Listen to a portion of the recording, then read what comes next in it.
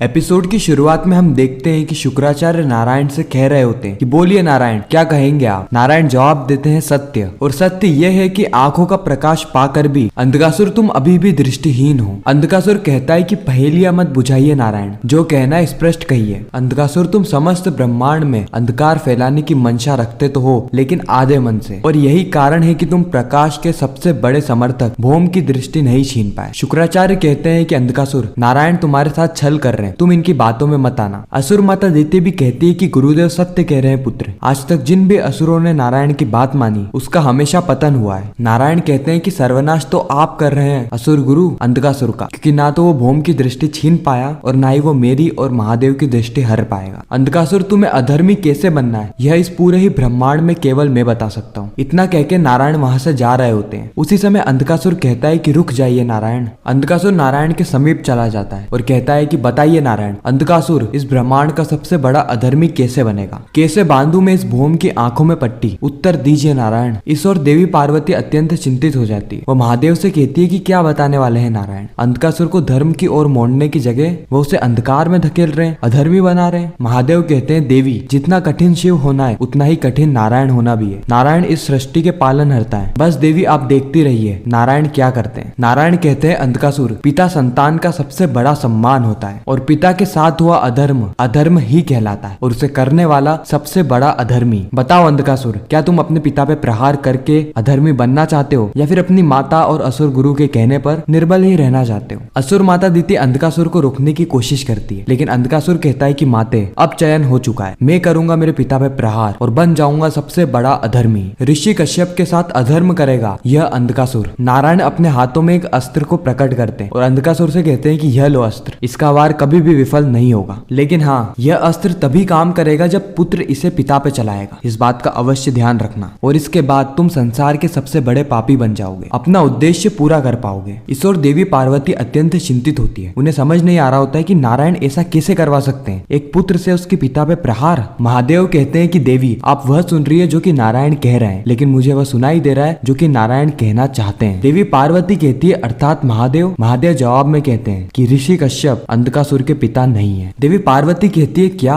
किंतु आप यह सब कैसे कह सकते हैं? महादेव जवाब में कहते हैं कि असुर माता दिति और शुक्राचार्य के चेहरे पे जो चिंता है उससे तो यही प्रतीत होता है। देवी पार्वती कहती है किंतु महादेव, ऋषि कश्यप नहीं तो कौन है अंधकासुर के पिता? महादेव कहते हैं पता नहीं, किंतु यह घटना किसी और घटना से जुड़ी हुई प्रतीत होती है। हमें ना तो अंधकासुर के पिता के बारे में पता है और ना ही भौम के। फिर अंधकासुर चला जाता है ऋषि कश्यप पे प्रहार करने। इस ओर हम देखते हैं कि शुक्राचार्य और असुर माता दिति नारायण का पीछा कर रहे होते हैं। वह कहते हैं कि नारायण, अपने भक्त को दिए हुए वचन का पालन ना करके आप कहाँ जा रहे हैं? और नारायण सीधे महादेव के पास पहुंचते हैं। महादेव और देवी पार्वती नारायण के सामने खड़े होते हैं। नारायण कहते हैं कि महादेव आइए विराजिए यहाँ पे, आपका भक्त आपकी आराधना करना चाहता है। महादेव कहते हैं कि यह पूजा, यह विधि कहीं शुक्राचार्य और असुर माता दिति के प्रश्नों से बचने का प्रयास तो नहीं? नारायण कहते हैं कि महादेव, संसार में ऐसा क्या है जो आपसे छुपा है, और जो छुपा भी है उसका भेद भी मैं बताता हूँ, आप यहाँ पे विराजिए। उसके बाद हम देखते हैं कि नारायण महादेव के ऊपर फूलों की वर्षा करते हैं और उसके बाद उनकी पूजा करने लगते हैं। शुक्राचार्य और असुर माता दिति को यह तो समझ में आ जाता है कि अब वो नारायण से प्रश्न नहीं कर पाएंगे। अगर उन्हें करना भी होगा तो उन्हें बहुत समय तक इंतजार करना पड़ेगा, जिसके चलते वो वहां से सीधा पहुंचते अंधकासुर के पास। असुर माता दिति ऋषि कश्यप से कहते हैं स्वामी, नारायण ने इसे अपनी युक्ति से भटका दिया है, यह आपको मूर्छित करना चाहता है, आपके साथ अधर्म करके संसार का सबसे बड़ा अधर्मी बनना चाहता है। ऋषि कश्यप कहते हैं अधर्म का मार्ग छोड़ दो और धर्म का मार्ग पकड़ लो, अन्यथा अन्य असुरों के भांति तुम भी नष्ट हो जाओगे। अंधकासुर कहता है कि आपका ज्ञान नहीं चाहिए मुझे, आपकी चेतना चाहिए, क्योंकि उस चेतना को छीनने के बाद मैं बन जाऊंगा इस संसार का सबसे बड़ा अधर्मी। फिर हम देखते हैं कि अंधकासुर उस अस्त्र से प्रहार करता है ऋषि कश्यप पे, लेकिन ऋषि कश्यप को कुछ भी नहीं होता है और वह अस्त्र वापस से अंधकासुर के पास आ जाता है। अंधकासुर कहता है असंभव, आखिर इसका अर्थ क्या है? और इसका तो एक ही अर्थ है कि तुम मेरे पिता नहीं हो। और इसी के साथ यह एपिसोड यहीं पर ही खत्म हो जाता है। आपको यह रिकैप कैसा लगा कमेंट सेक्शन में जरूर बताना। तो मिलते हैं किसी नेक्स्ट इंटरेस्टिंग वीडियो में, जब तक के लिए गुड बाय।